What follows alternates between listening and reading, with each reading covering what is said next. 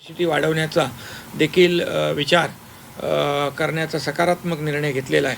त्याचबरोबर storage capacity वाढवून त्याच्यामध्ये शॉर्टिंग, ग्रेडिंग आणि हे सगळ्या ज्या काही बाबी आहेत त्यासाठी देखील सकारात्मक निर्णय घेतलेला आहे. एक्साईज जी ड्युटी जे एक्सपोर्ट ड्युटी आपण म्हणत होतो की एक्सपोर्ट ड्युटी आहे, पण तो एक्सपोर्ट ड्युटी देखील ती रद्द केलेली आहे कांद्यावरची.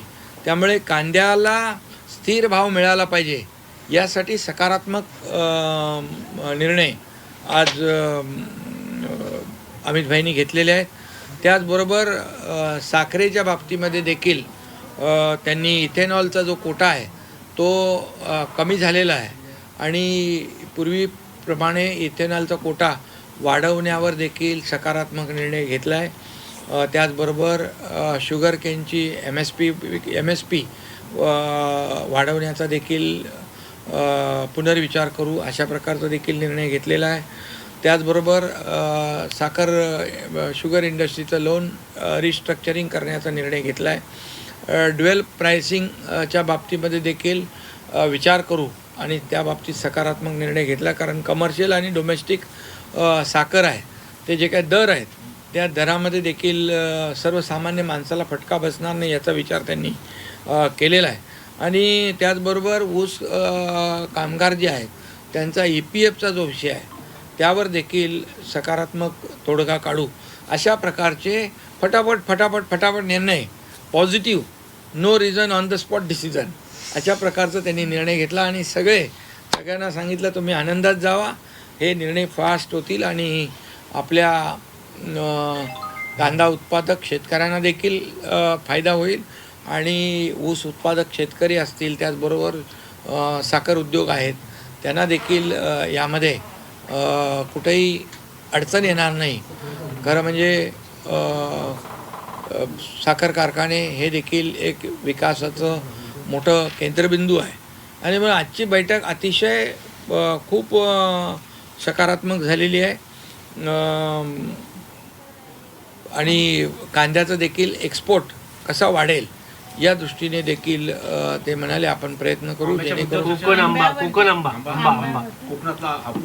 आंब्याच्या बाबतीमध्ये देखील जे काय आता काय सध्या नुकसान त्यांना होतं ते तर राज्य सरकारने निर्णय घेतलेला आहे त्यांना मदत करण्याचा आणि शेतकऱ्यांच्या मागे मग ते कांदा उत्पादक असू द्या, ऊस उत्पादक असू द्या, आंबा उत्पादक असू द्या, कोकणामध्ये देखील आंबा उत्पादकांचं कुठलंही जे काही नुकसान या हवामानामुळे, वादळामुळे जे काही नुकसान होतं आहे तर तसं आपण ते बोर्ड पण केलेलं आहे, काजू आंबा बोर्ड केलं आहे, त्या माध्यमातून देखील आपण त्यांना शेतकऱ्यांना मदत करू. पण आजची बैठक जी आहे, आजची बैठक फार निर्णय घेणारी बैठक झालेली आहे आणि अमित भाईंचा निर्णय घेण्याची क्षमता जी आहे ती आपल्या सगळ्यांना माहीत आहे.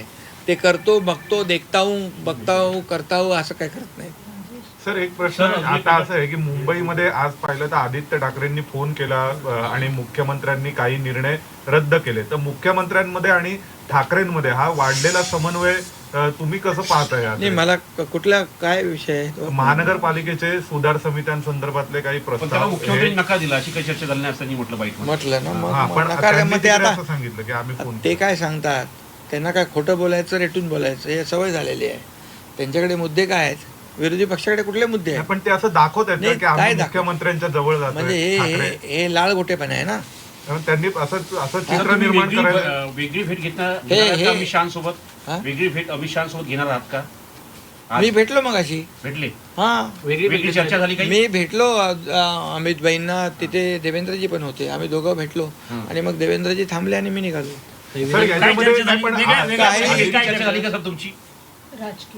राजकीय चर्चा काही झाली?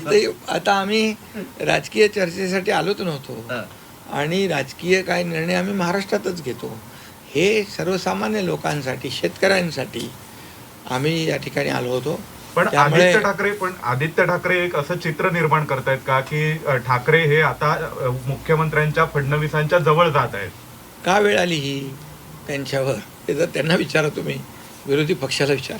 सर, एक विधान परिषदेच्या जागेसंदर्भात आहे वारंवार विधान परिषदेच्या संदर्भात आज इनफॅक्ट इन केस तुम्हाला खुलासा करायचा असेल तर, की एकनाथ शिंदे हे नाराज आहेत, जे पण फॉर्म्युला सगळे चालत असतात का मागच्या काही दिवसांपूर्वी महायुतीच्या आणि काल फॉर्म्युल्यावरती पण- नाराज काल मी पण. मी दिल्लीत आलो की तिकडे चर्चा होते एकनाथ शिंदे नाराज आहेत. मी गावी गेलो की चर्चा होते एकनाथ शिंदे नाराज आहेत, एकनाथ शिंदे दुःखी झालेत.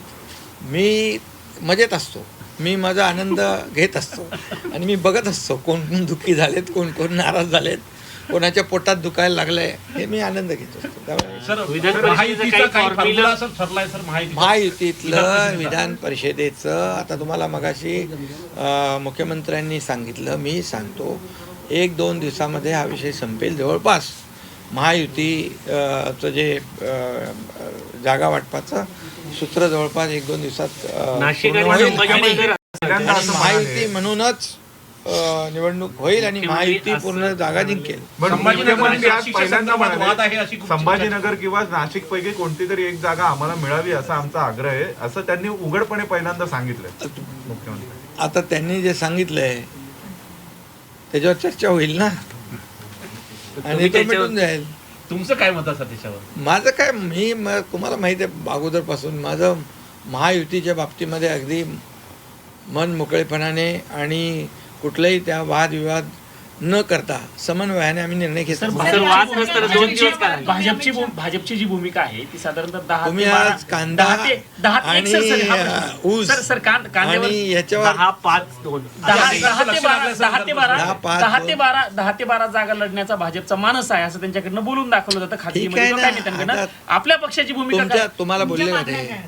तुम्हाला बोलले का ते नाही भाजपच्या तुम्हाला सूत्रांकडनं बोलले का सूत्रांकडून काय 10-5-2 सूत्र तुमचीच आहेत. मागण्या आहेत. साहेब अरे बाबा. 10-5-2 होणार की 11-4 होणार? तुमचीच सगळे सूत्र, तुमचेच प्रश्न, तुमचीच उत्तरं. त्यामुळे एक दिवस थांबा ना, उद्याचा दिवस कशाला. सर या सगळ्यांच्या संदर्भात तुम्ही आज last बहुत week ला- ही महत्वपूर्ण बैठक दिल्ली में हुई है और कांदा जो महाराष्ट्र में